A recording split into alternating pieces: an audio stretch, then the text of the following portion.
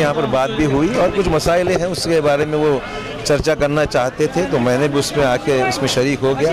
एक अच्छी चर्चा हो गई और निश्चित तौर पे सभी की एक ही भूमिका है कि मौजूदा सरकार को नहीं लाना है, दोबारा कांग्रेस पार्टी की सरकार आनी चाहिए, हुकूमत आनी चाहिए, ये भूमिका सबकी है।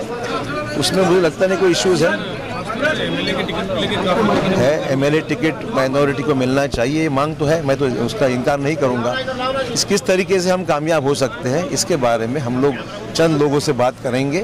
हमारी भी इच्छा है कि ये करने की आवश्यकता है। एक बार मैंने कहा जैसे फारूक पाशा साहब मंत्री हुआ करते थे, हमारे अब्दुल करीम सिद्दीकी साहब टिकट गया था, कामयाब नहीं हो सके।